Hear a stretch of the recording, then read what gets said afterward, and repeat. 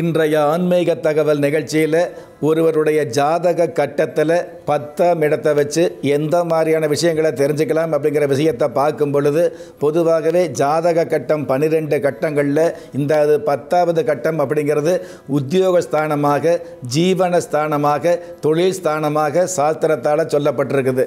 ஆண்களுக்கு அழகு உத்தியோகம்னு சொல்லுவோம் இல்லையா, அதாவது புருஷ லட்சணம் உத்தியோகம்னு சொல்கிறாங்க இல்லையா, அந்த மாதிரியான அந்த உத்தியோக சம்பந்தப்பட்ட விஷயங்களை தெரிந்து கொள்ளக்கூடிய ஸ்தானமாக ஒருவருடைய ஜாதகத்தை, அந்த காலத்தில் ஆண்கள் மட்டும்தான் உத்தியோகம் போகக்கூடிய சூழல் அப்படிங்கிறது இருந்தது.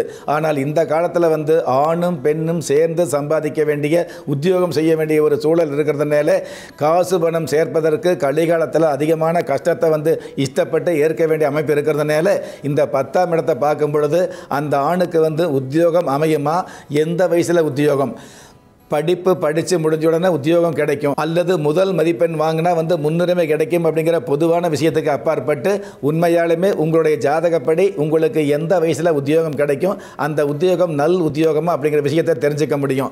உத்தியோகம் அப்படிங்கிறத விட பொதுவாகவே அடிமை தொழில் என்று சொல்லக்கூடிய உத்தியோகமா அல்லது சொந்த தொழிலா அல்லது சொந்த வியாபாரமா என்ற விஷயத்தையும் உறுதியாக தெரிஞ்சு கொள்ளக்கூடிய அமைப்பு இந்த உத்தியோகஸ்தானம் என்று சொல்லக்கூடிய 10ஆம் இடத்திற்கு சிறப்பாகவே இருந்துகிட்டு இருக்குது. அதே மாதிரி தொழில் ரீதியான வகையில் தொழில் ஆரம்பிக்கிறோம் அப்படிங்கிற எண்ணம் நிறைய பேருக்கு இருந்துகிட்டு இருக்கும்.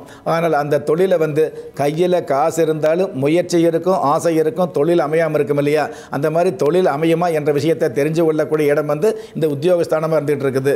உத்தியோகத்தில் கூட பார்த்தீங்கன்னா மன நிறைவோடு பணம் சம்பாதிக்கக்கூடிய வாய்ப்பு ஒரு சில பேருக்கு அமையுது.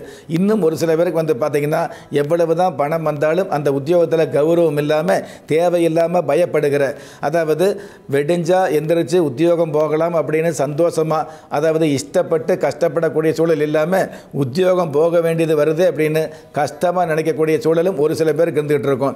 அந்த மாதிரி உத்தியோகம் சார்ந்த விஷயங்களில் உங்களுக்கு உத்தியோகம் கிடைக்குமா, கிடைக்கக்கூடிய உத்தியோகம் அரசாங்க உத்தியோகமா அல்லது தனியார் துறையா அல்லது அயல்நாட்டு சம்பந்தப்பட்ட வகையில் உத்தியோகம் கிடைக்குமா, உள்நாட்டில் உத்தியோகம் கிடைக்குமா, உள்ளூரில் கிடைக்குமா, வெளியூரில் கிடைக்குமா, வெளி மாநிலத்தில் கிடைக்குமாங்கிற விஷயத்தை உறுதியாக தெரிந்து கொள்ளக்கூடிய சூழல் இருந்துகிட்டு இருக்குது.